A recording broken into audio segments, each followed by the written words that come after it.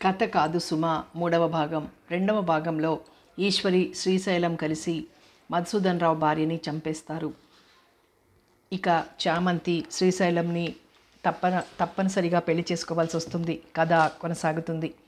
మధుసూదన్ రావు ఉద్యోగం నుంచి రిటైర్ అయినాడు. గ్రాట్యుటీ, పెన్షన్ గట్రా బాగానే ముట్టాయి. ఆ డబ్బంతా బ్యాంకులో జమ చేసి నెల నెల కొంత డ్రా చేసి సంసారానికి కావలసిన డబ్బు భార్య చేతికిస్తున్నాడు. మహేంద్ర హిల్స్లోని ఇంటి కిరాయిలు దాదాపు 50,000 తన పెట్టెలో భద్రంగా దాచుకుని తాళం చెవిని తన మొలత అడుగు కట్టుకున్నాడు. శ్రీశైలం ఎవరు ఎంత చెప్పినా వినకుండా తన నివాసం వరంగల్కి మార్చాడు. అద్దె ఇంటిలో కాపురం పెట్టాడు. తన దగ్గర ఉన్న డబ్బు వడ్డీలకు ఇచ్చినాడు. ఇంటి ఖర్చులకు అవి చామంతికి డబ్బిచ్చాడు.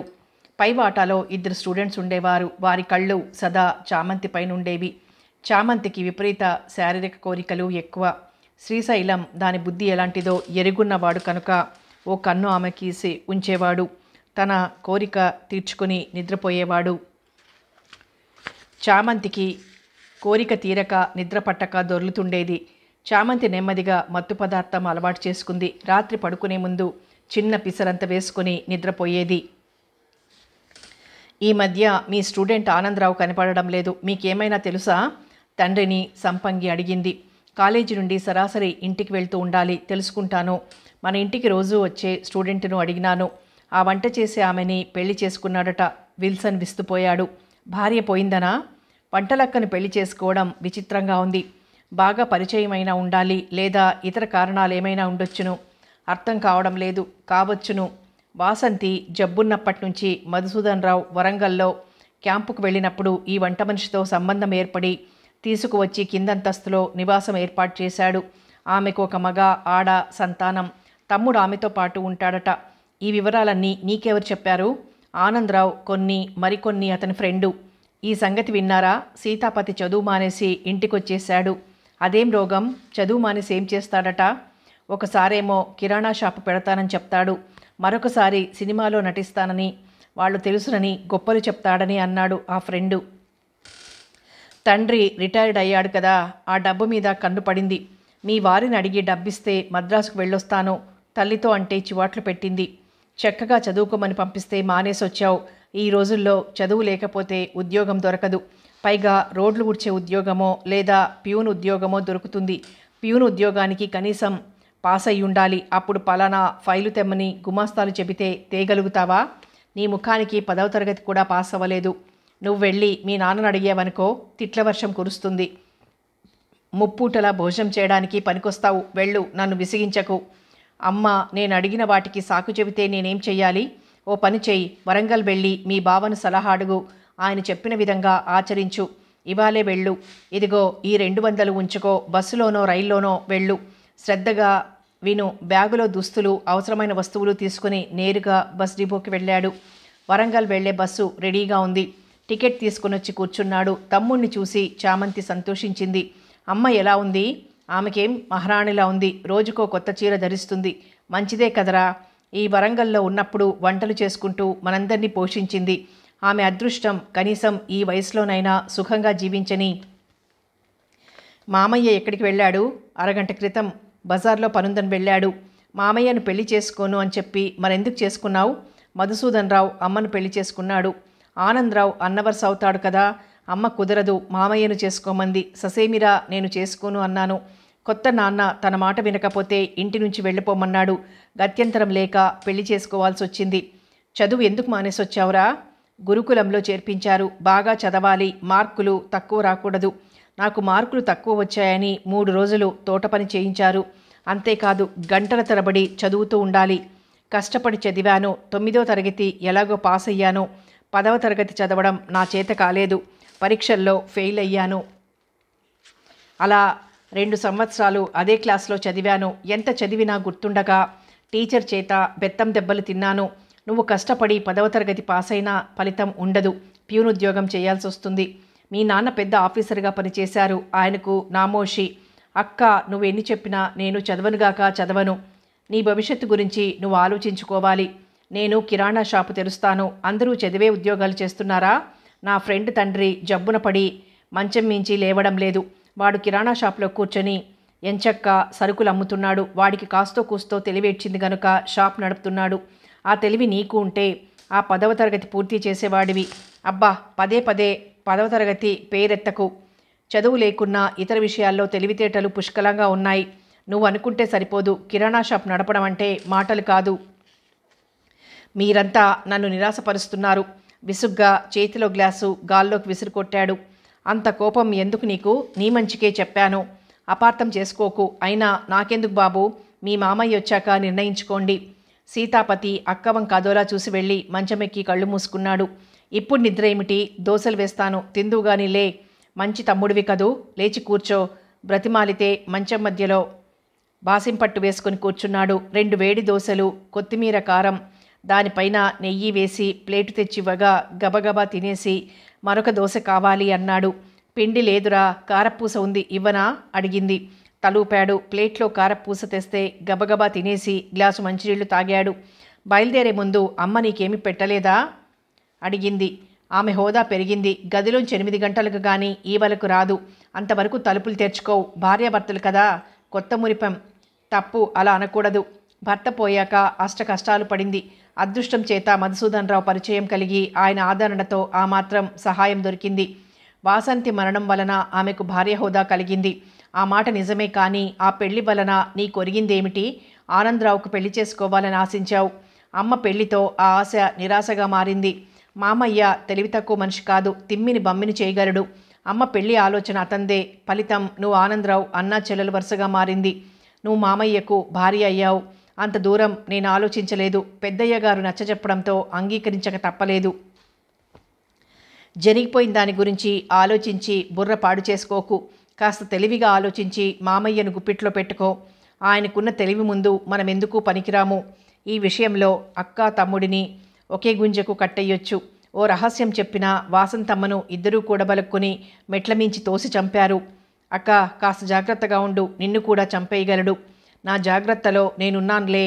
నా జోలికొస్తే కత్తిపీటతో తల నరుకుతా. చామంతి ఆలోచించసాగింది.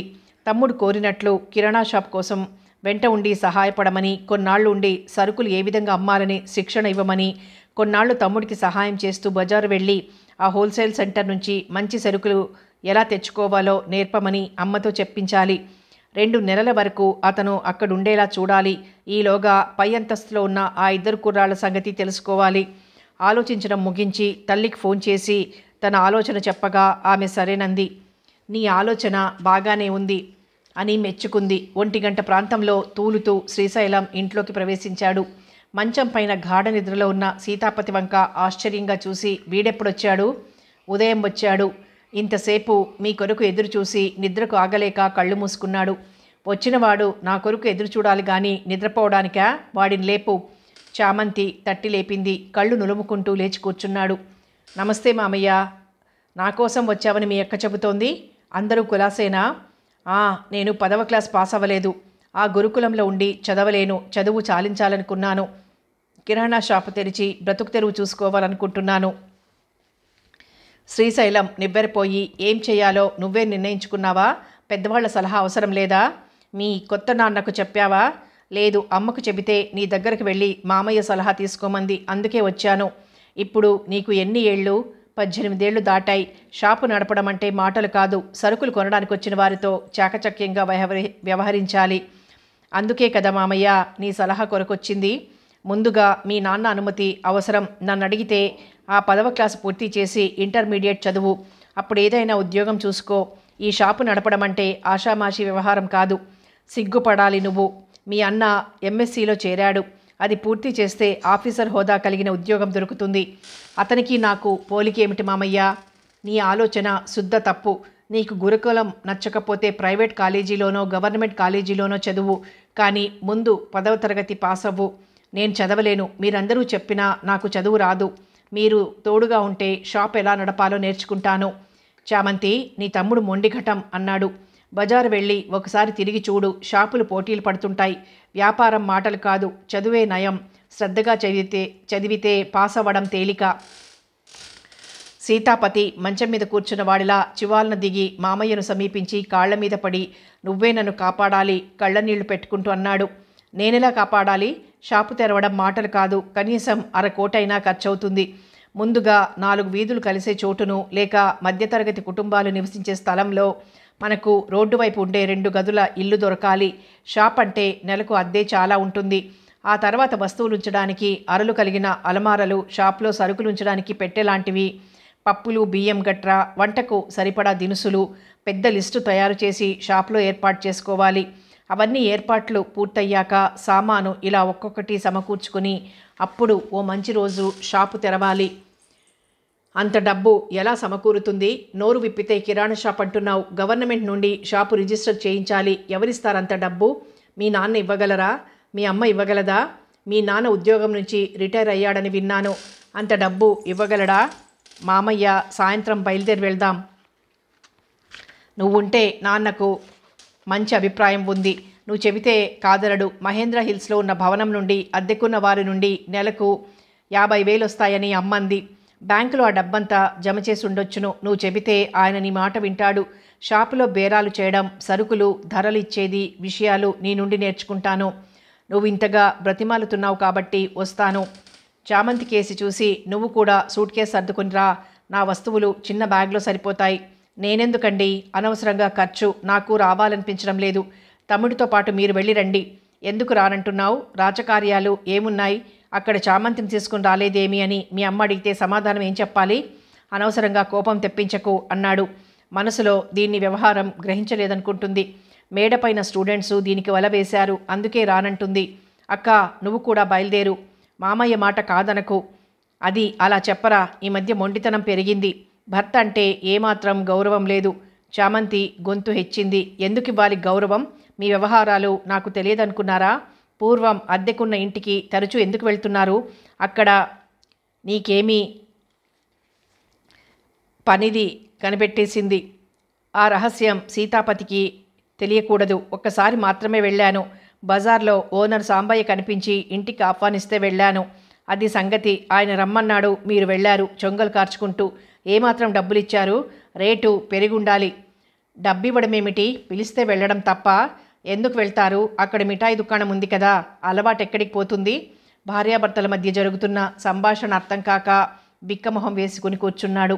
ఎంతకీ వాళ్ల నోళ్లు మూతపడకపోవడంతో సీతాపతికి చిరాకేసి, మీరిరువురు ఎందుకొరకు కీచులాడుకుంటున్నారు? ఇసుమంతైనా అర్థం కావడం లేదు. నీకు తెలియదులేరా, అప్పటికే 3 ఏళ్ల బట్టి బుట్టిగాడివి. భర్త వంక చూసి మీరెందుకు నన్ను రమ్మంటున్నారో నేను గ్రహించలేదనుకున్నారా? వస్తానులేండి. ఈసారి మీరు సాంబయ్య ఇంటికి వెళ్ళినట్లు తెలిస్తే నలుగురిలో జుట్టు పట్టుకుని ఈడ్చుకుంటూ చెప్పు తీసుకుని కొడతాను, గుర్తుంచుకోండి, తర్జనీతో బెదిరించింది. శ్రీశైలం అక్కడి నుంచి లేచి వెళ్ళాడు. త్వరగా భోజనాలు చేసి బయలుదేరదాం అక్కతో అన్నాడు సీతాపతి.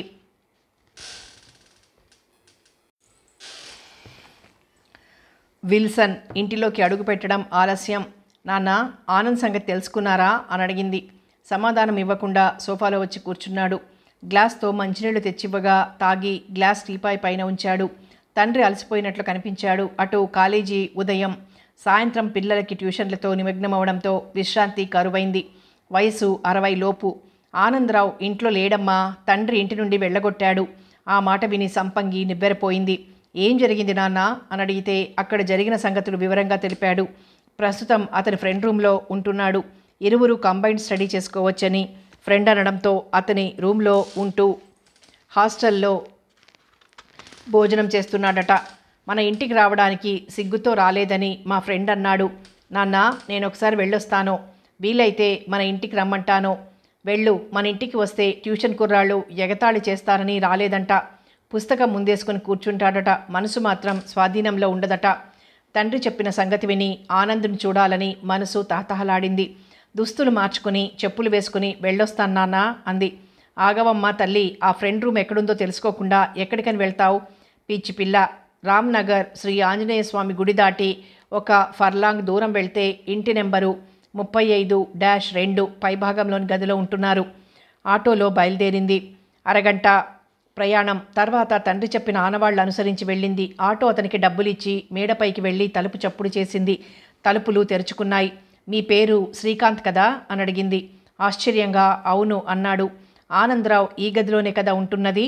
అవును, రండి, స్నానం చేస్తున్నాడు. గదంతా పరిశీలించి బ్రహ్మచారి ఉండే గదిలా ఉంది. పుస్తకాలు చిందరవందరగా పడున్నాయి. ఆనంద్ స్నానం చేసి దుస్తులు మార్చుకుని ముందు గదిలోకి వచ్చి చూడగా సంపంగిని చూసి ఆశ్చర్యపోయాడు. ఈ అడ్రస్ ఎలా తెలిసింది అని అడిగాడు. ఎలాగో తెలిసింది. మా ఇంటికి రావడానికి నీకు సిగ్గేసిందా? సంపంగి లేచి నీ బుక్స్ ఎక్కడున్నాయి అని అడిగింది. ఎందుకు? ఆ గదిలో ఉన్నాయి. సంపంగి మాట్లాడకుండా అతని పుస్తకాలు చేత పట్టుకుని వచ్చింది. సూట్ కేసు తీసుకుని వచ్చి పుస్తకాలు సూట్ కేసులో సర్దింది. అతని తాలూకు దుస్తులు తెచ్చి పుస్తకాల పైన పెట్టింది. నీ సామాను ఇంకా ఏమైనా ఉన్నాయా అని ప్రశ్నించింది. సంపంగి ఏమిటిదంతా అడిగాడు. మాకు చెప్పకుండా నువ్వు వచ్చినందుకు నేను వేస్తున్న శిక్ష. నాన్న పెద్దతనం గుర్తించలేదు. నీ గురించి వాకబు చేయని స్థలం లేదు. చివరికి ఈ శ్రీకాంత్ ద్వారా నీ ఉనికి తెలుసుకున్నారు. నువ్వంటే నాన్నకు ఎంత ప్రేమో మర్చిపోయావా? నువ్వు ఎంఎస్సి వరకు రాగలిగావంటే ఎవరి సహాయం వల్ల వచ్చావో మర్చిపోయావా? శ్రీకాంత్, దయచేసి ఆటో మాట్లాడవా? మా నాన్న ఇల్లు తెలుసుగా. తెలిసింది అని వెళ్ళబోతుండగా, అరే శ్రీకాంత్, నమ్మక ద్రోహి, మనం కలిసి చదువుకోవాలనుకున్నాం.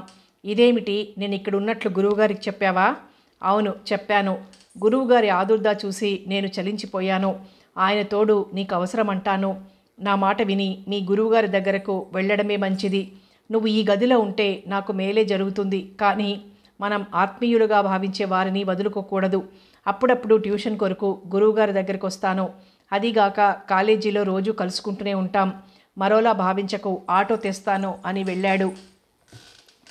ఆనంద్ తల పట్టుకొని కూర్చున్నాడు. సంపంగి అతని భుజం పైన చేయి వేసింది. నా ప్రవర్తన ఇబ్బంది కలిగించిందా? తల అడ్డంగా ఆడించాడు. మరి ఎందుకు విచారంగా ఉన్నావు? ఆ రాక్షసి గురువుగారిలు తెలుసు, అక్కడికి కూడా దాపురిస్తుందని నా భయం. ఇంత పిరికివాడినైపోయావేమి? ఆ చామంతికి వాళ్ళ మామయ్యతో పెళ్లి జరిగింది. వాళ్ళు వరంగల్లో ఉంటున్నారు. ఆ మాట వినగానే ఆనంద్ ముఖం విప్పారింది. ఇంత అమాయకుడివి ఎలా జీవిస్తావు? మగాడివి ధైర్యంగా సమస్యను ఎదుర్కోవాలి తప్ప బెంబేలు పడకూడదు. నీ సున్నిత మనస్తత్వం తెలుసు గనుకే నిన్ను తీసుకువెళ్లాలని దృఢ నిశ్చయంతో వచ్చాను. నువ్వు రావని నిరాకరిస్తే నిన్ను ఎత్తుకుని తీసుకుని వెళ్లేదాన్ని. ఆ మాట విని పకపక నవ్వాడు. నన్ను ఎత్తుకుని తీసుకుని వెళ్ళగలవా? అద్దంలో ఒకసారి నీ ముఖాన్ని పరిశీలించు. ఒక్క నెలకే ఎంత చిక్కిపోయావో. శ్రీకాంత్ వచ్చి ఆటో వచ్చిందన్నాడు. సూట్ కేసు తీసుకున్నాడు. నీకెందుకురా శ్రమ, నేను తెస్తాను, వదులు అన్నాడు. ఆనంద్, పర్వాలేదులేరా, నువ్వు మేడంతో కలిసిరా అన్నాడు. పాపం, నీకోసం ఇంత దూరం వచ్చినందుకు సంతోషించు, రండి అని గబగబా సూట్ కేసుతో మెట్లు దిగి వెళ్ళాడు. ఆనంద్ తన ఫ్రెండును కౌగిలించుకొని థ్యాంక్స్ రా అన్నాడు. స్నేహితుల మధ్య అలాంటి మాటలుండవు. థ్యాంక్స్ మేడం, నా గదిని పావనం చేసినందుకు ధన్యవాదాలు. మా నాన్నగారి దగ్గరికి వస్తుంటారుగా అడిగింది. సంపంగి, తప్పకుండా మిమ్మల్ని కలుస్తాను. మా ఆనంద్ను జాగ్రత్తగా కాపాడండి. ఆయన ఉండేది గురువుగారి దగ్గర.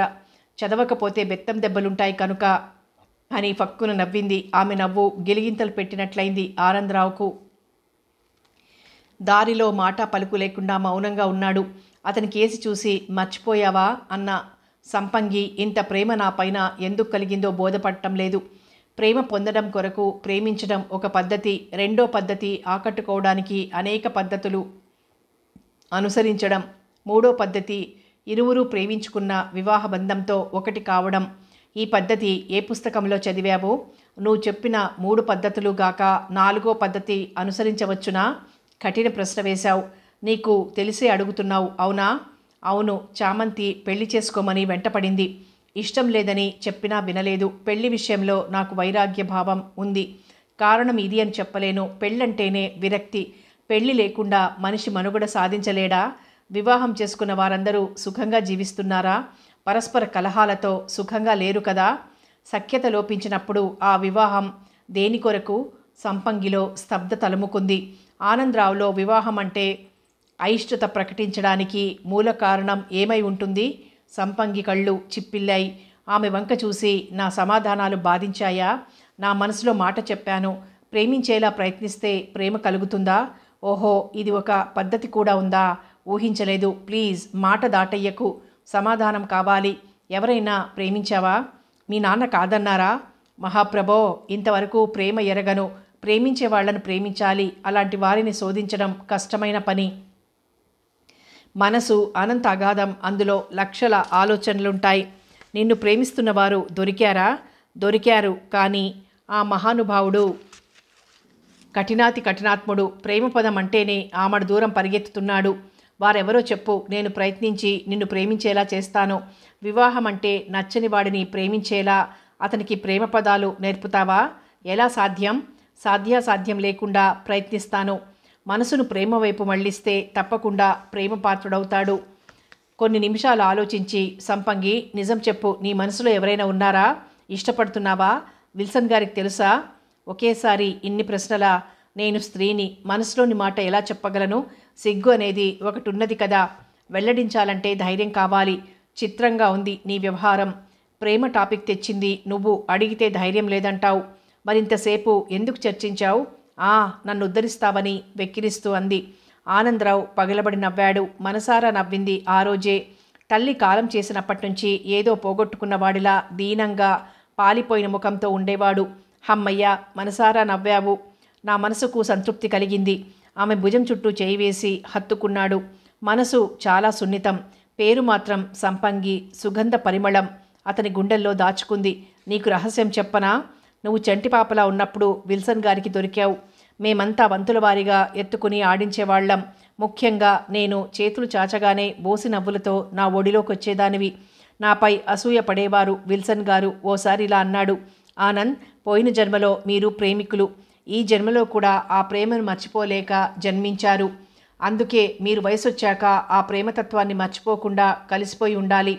పిచ్చి పిల్ల, నీ మనసు నా మనసు ఒకటే అయినప్పుడు ప్రశ్నలు ఎందుకు వేశావు? ఎందుకా? సరాసరి మా ఇంటికి రాకుండా ఫ్రెండ్ గదికి ఎందుకు వెళ్ళావు? నేను ఎంత ఏడ్చానో నీకెలా తెలుస్తుంది? నాన్న నా తడి కన్నులను చూసి నీ కొరకు వెతుకుతూ బయలుదేరారు. సారీ బేబీ, నా బాధ మీ నాన్న చెప్పి ఉండాలి. చెప్పారు కనుక అమితమైన కోపంతో బయలుదేరొచ్చాను.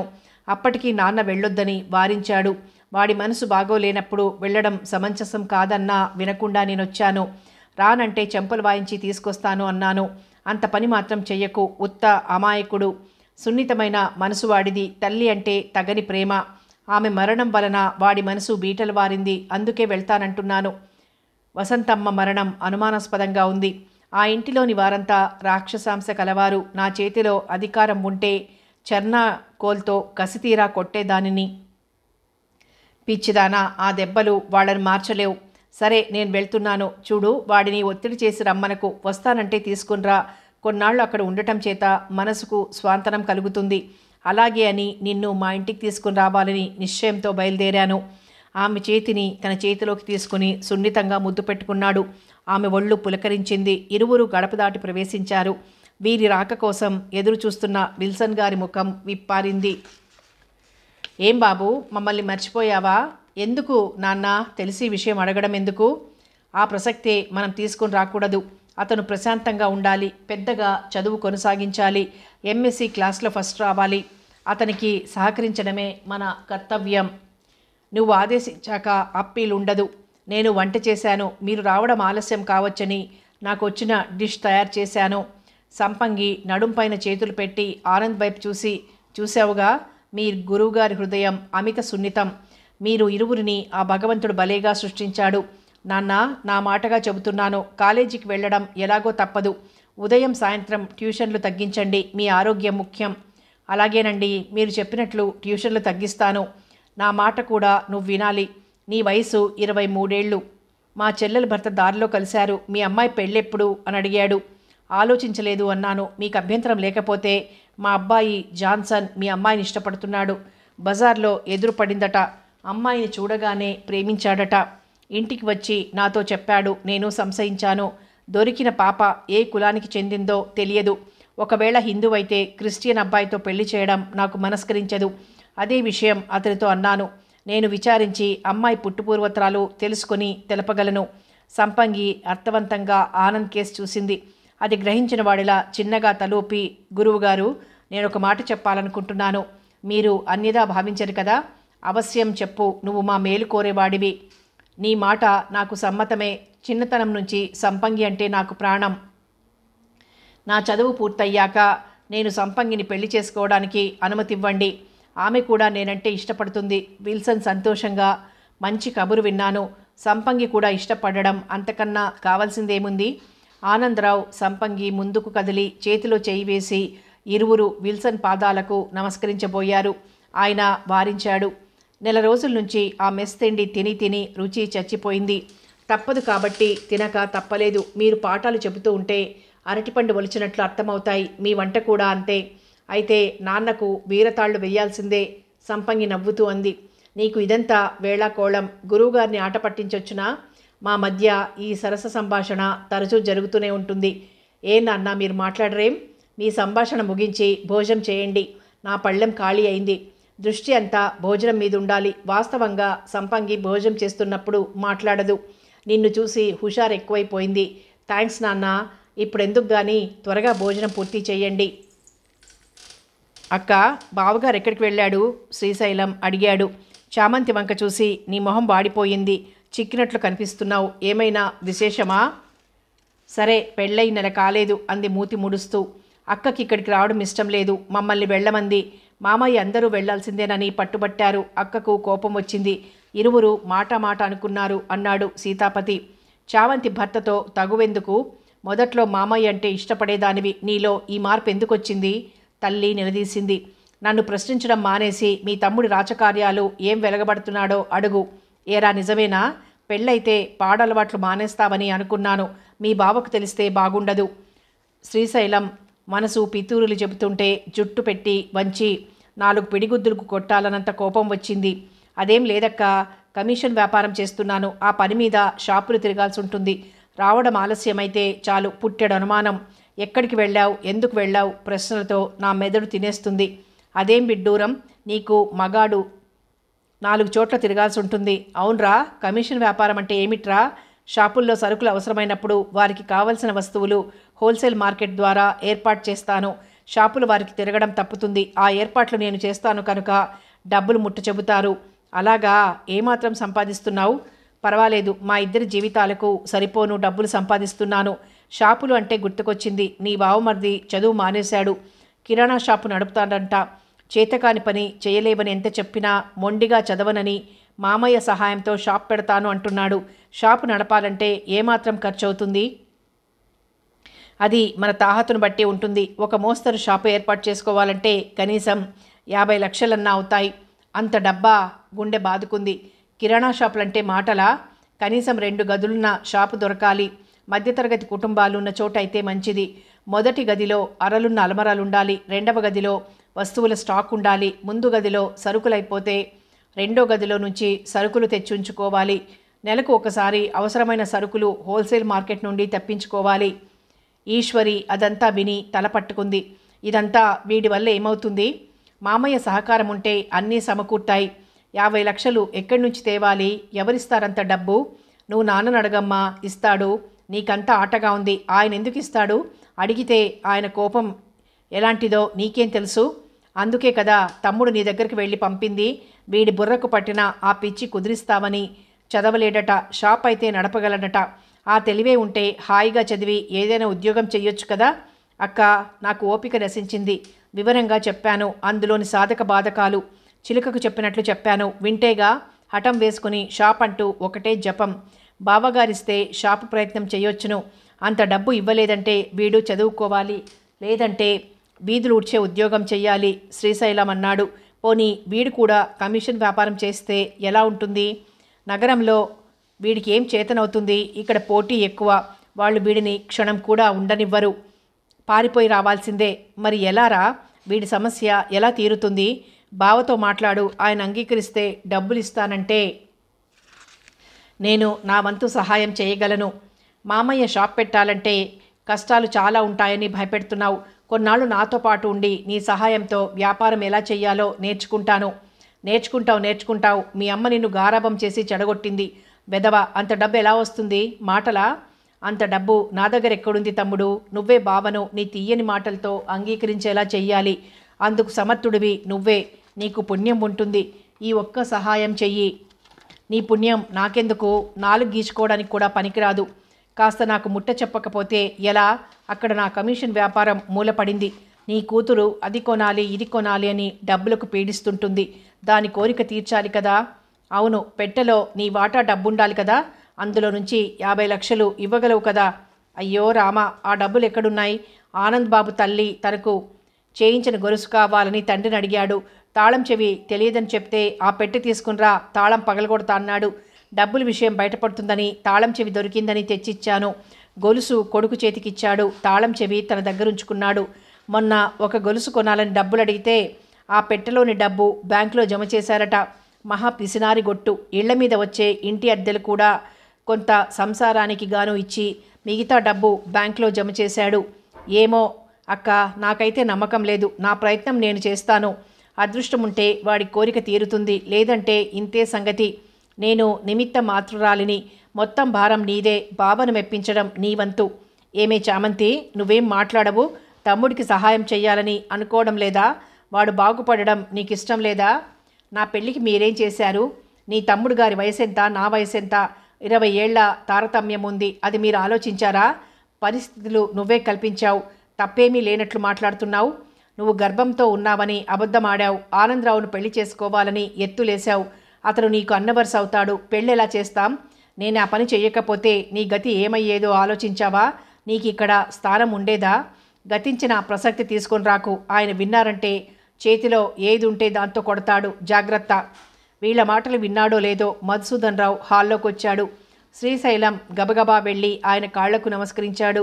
ఏమోయ్, అంతా కులాసేనా అంటూ సోఫాలో కూర్చున్నాడు. అంతా కులాసే బావుగారు. అక్కతో మీ పేరు ప్రఖ్యాతుల గురించి చెప్తున్నాను. మీరొచ్చారు. వరంగల్లో మీ పేరు ప్రతిష్టలు మంచి చెడు దేనికదే విడదీసి న్యాయం చేస్తారని చెప్పుకుంటున్నారు. మధుసూదన్ రావు వదనంలో హర్షాతిరేకలు ప్రత్యక్షమైనాయి. నేను రిటైర్ అయ్యాను కదా, నా గురించి చెప్పుకోవడం ఏమిటి? అదే మీ గొప్పతనం. మీరు రిటైర్ అయినా మీ పేరు చెప్పుకుంటున్నారంటే మీ కృషి ఎంత గొప్పదో చెప్పకనే చెబుతోంది. మిమ్మల్ని దర్శించుకోవాలని వచ్చాను. నా అల్లుడు ఉదయం వరంగల్ వచ్చి ఓ సమస్య నా ముందుంచాడు. మామయ్య, మీరు వచ్చి నాన్నకు చెబితే వింటారని నన్ను బ్రతిమలాడుతుంటే తప్పదనుకొని బయలుదేరాను. అక్కను చూసి చాలా రోజులైందని చామంతి మాతో పాటు బయలుదేరింది. ఏమంటాడు మీ అల్లుడు? ఏముంది, వడ్ల గింజలో బియ్యపు గింజ. చదవలేకపోతున్నాడు. కిరాణా షాప్ పెట్టుకుని నడుపుతానని తనకు సహకరించాలని అన్నాడు. చదువుకుంటే బాగుపడతావురా? మీ నాన్న పెద్ద ఆఫీసర్గా చేసి రిటైర్ అయ్యారు అంటే వినడే. చదువు నా తలకెక్కడం లేదు. మీరంతా కాదంటే నేను ఏ నుయ్యో చూసుకుంటానని కళ్ళ నీళ్లు పెట్టుకుంటున్నాడు. నీతో పాటు 2 నెలలు హైదరాబాద్లో ఉంటే నా కమిషన్ వ్యాపారం మూలపడుతుందని ఎంత చెప్పినా వినడే. వాడి ఏడుపు భరించలేక ఇలా బయలుదేరొచ్చాను. వీడో పక్కన గోల పెడుతూ ఉంటే చామంతి నన్ను వాయించడం మొదలుపెట్టింది. వాడంతగా బ్రతిమలాడుతుంటే కాదనడానికి నోరెలా వచ్చిందండి? వాడి వయసు ఎంత? 20 ఏళ్ళు. మీరు శ్రద్ధగా వ్యాపారం కిటుకులు నేర్పితే నేర్చుకుంటాడు. వాడి మొహం. వాడు నేర్చుకోవడం శుద్ధ అబద్ధం. వ్యాపారం చేతకాక దివాళా తీసి చివరికి రోడ్లూడ్చే ఉద్యోగం చేయవలసిన గతి పడుతుంది. భలేగా చెప్పారు బావగారు. ప్రతి కోణంలో మీ ఆలోచనలు అద్భుతం. మంచి చెడులు మీకు తెలిసినట్లు మాకెలా తెలుస్తాయి? సర్వజ్ఞులు మీరు. సమస్య మీ ముందు ఉంచుతున్నాను. మీ అమూల్య సలహా ఇవ్వండి. అంతేకాదు తీర్పు చెప్పడం మీ వంతు. బావమర్దికి సైగ చేశాడు. సీతాపతి తండ్రిని సమీపించి కాళ్ల మీద పడ్డాడు. నాన్న, చదవలేకపోతున్నాను. గురుకులంలోకి అడుగు పెట్టాలంటే భయం వేస్తోంది. 10వ క్లాసు 3 సార్లు తప్పాను. వెక్కిరిస్తున్నారు. నాకు చావు తప్ప మరొక దారి లేదు. మధుసూదన్ రావు కోపంతో కాలితో తన్నాడు. ఆ మాట అనడానికి సిగ్గులేదురా? కష్టపడి చదివి సాధించాలన్న దృక్పథంతో ముందుకు వెళ్తారు. చేతకానట్లు చావు మాట ఎత్తుతున్నావు. అంత సరదాగా ఉంటే వెళ్ళి ఏ బావిలోనో చెరువులోనో చావు. పీడా పోతుంది. అయ్యో, అవేం మాటలండి?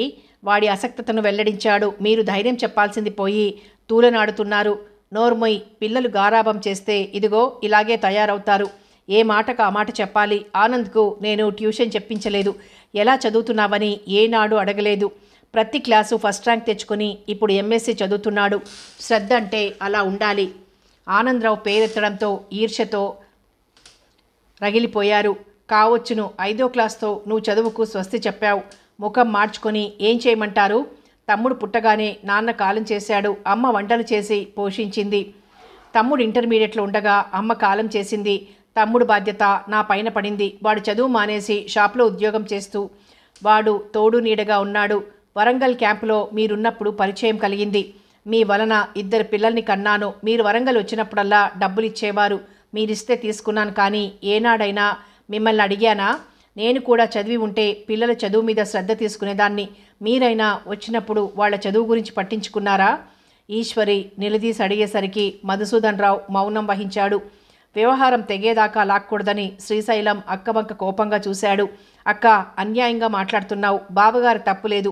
డ్యూటీ అనుసరించి క్యాంపుకొచ్చేవారు. ఉన్న రోజులు ఆఫీస్లో పనితో సరిపోయేది. వాళ్ళ ఇంటికి వచ్చేసరికి పిల్లలు నిద్రించుండేవారు. అలసి సొలసి వచ్చిన బావగారికి సమయం ఎక్కడుంది? బావగారు అక్క మాటలకు విలువలేదు. కొడుకు చావు మాట ఎత్తేసరికి మనసుకు బాధ అనిపించుండాలి. పరిష్కారం చేయడం మీ వంతు. సీతాపతి జీవితం చక్కబడాలంటే ఏం చేస్తే బాగుంటుందో యోచించి చెప్పండి. శ్రీశైలం అల్లుడికి సహకారం అందించే పక్షంలో నేను పెట్టుబడి పెడతాను. షాప్ కొరకు గదులు వెతకడంతో పాటు ఇతర బాధ్యతలు నేను కలుగజేసుకోను. అల్లుడికి వ్యాపార కిటుకులు నేర్పడం నీ వంతు. డబ్బు ఎంత అవసరమవుతుంది? పెద్ద షాపు పెట్టాలంటే ఖర్చు చాలా అవుతుంది.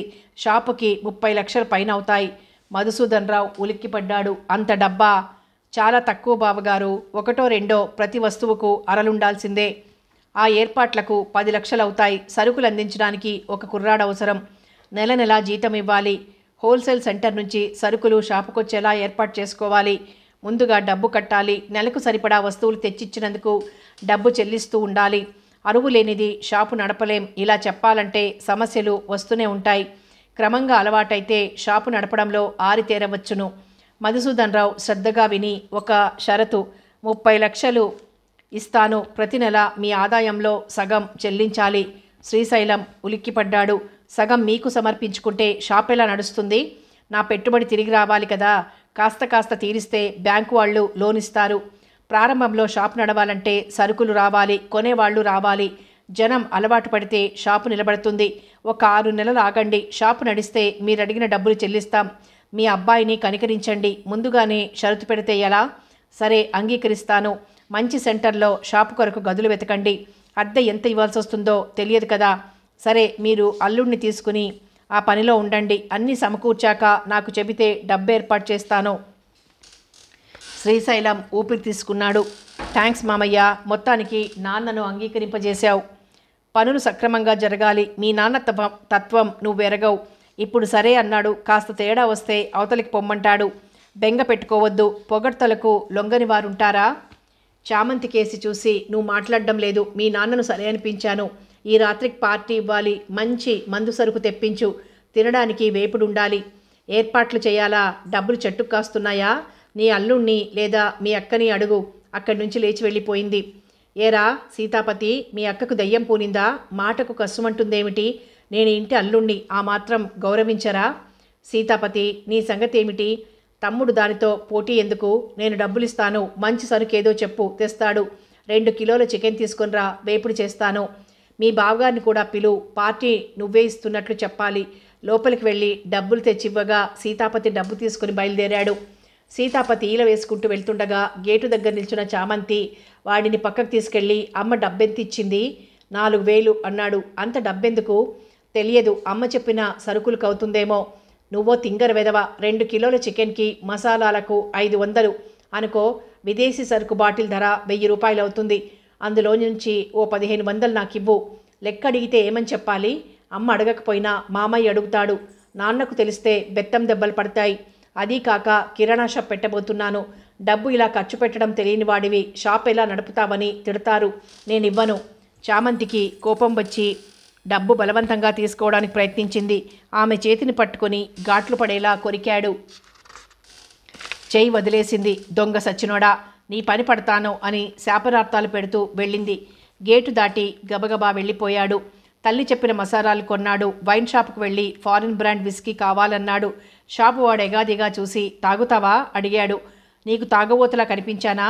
సంచిలో చికెన్ ముక్కలున్నాయి. ఇంట్లో పార్టీ ఉంది. అయినా అమ్ముకునేవాడివి ప్రశ్నించడం ఏమిటి? ఎంతలో కావాలి? 3,000 రూపాయలది కావాలి. కవర్లో బాటిల్ పెట్టిచ్చాడు. సోడా అక్కర్లేదని షాపువాడు అడిగితే 2 బాటిల్స్ కొన్నాడు. ఆటోలో ఇంటికొచ్చాడు. తెచ్చిన వస్తువులు తల్లికిచ్చి డబ్బులు లెక్క చెప్పి 500 మిగిలాయి అని తల్లికి తిరిగిచ్చాడు. ఎందుకురా అక్క చెయ్యి రక్తం వచ్చేలా కొరికావు? ఏం రోగం నీకు? అదేడుస్తోంది. అదేం చేసిందో నీకు చెప్పుండదు. చీప్ రకం బాటిల్ కొనరా, ఎవ్వరూ అడగరు. ఆ డబ్బుల నుంచి నాకు 1500 ఇవ్వు అంది. నేను ఇవ్వను. అమ్మ అడిగితే ఏమని చెప్పాలి? నా చేతిలో నుంచి డబ్బులు లాక్కోవాలని ప్రయత్నించింది. చెయ్యి వదలకపోతే ఏం చెయ్యను? కొరికాను. అప్పుడు చెయ్యి వదిలింది. ఇందులో నా తప్పు ఏమాత్రం లేదు. వయసుకు నాకంటే పెద్దది. అలా చెయ్యొచ్చునా? డబ్బులు కావాలనుకుంటే నిన్ను అడగాలి కానీ నా చేతిలో నుంచి డబ్బు తీసుకోవాలని ప్రయత్నించడం బాగుందా? చామంతి విసవిసా వచ్చి తమ్ముడు జుట్టు పట్టుకుని ముందుకు వంచి వీపు పిడిగుద్దులతో తన కసి తీర్చుకుంది. సీతాపతి బలవంతంగా తోసేసరికి దూరంగా వెళ్ళి పడిపోయింది. చచ్చాను అంటూ కేకలు పెట్టసాగింది. తలకు మంచం కోడు తగిలి బొప్పి కట్టింది. ఒసై, వాడి జోలికి ఎందుకు వెళ్ళావు? మీ నాన్న నిద్రపోతున్నాడు. మీ గొడవకు లేచాడంటే మీ ఇద్దరి భర్తం పడతాడు. మొక్కు చీదుకుంటూ ఆగకుండా తిట్ల వర్షం కురిపించింది. చూసావమ్మా, దాని నోరు మూసుకుంటుందా? అక్క కాదు, రాక్షసి. డబ్బాస ఎక్కువ. నేను డబ్బులు ఇస్తే ఊరుకుంటావా? లెక్క నాకు చెప్పనవసరం లేదా అని కోప్పడతావు. చామంతి, 500 మిగిలాయి, తీసుకో. నాకేం అక్కర్లేదు. మీరేం చిన్న పిల్లలు కాదు, కాట్ల కుక్కల్లా కొట్టుకుంటారా? నా తప్పేం లేదు. నాకంటే పెద్దది చిన్న పిల్లల్లా దెబ్బలాడుతుంది. నువ్వు అక్కపక్షమని తెలుసు. అది కాదు, నాన్న ఆడపిల్లది. నీకు అక్క పెళ్ళయి అత్తవారింటికి వెళ్ళిపోయింది. నువ్వు అక్కతో సమానంగా భావిస్తే ఎలా? ఓహో అలాగా. చేతిలో నుంచి డబ్బులు తీసుకోవాలని ప్రయత్నిస్తే ఊరుకోవాలా? నాదే తప్పు. ఆ సరుకులేవో తెమ్మని నీ తమ్ముడికి చెబితే ఈ గొడవ కాకపోను. ఆయన ఇంటికి అల్లుడ్రా, గౌరవంగా చూడాలి. కథ కొనసాగుతుంది.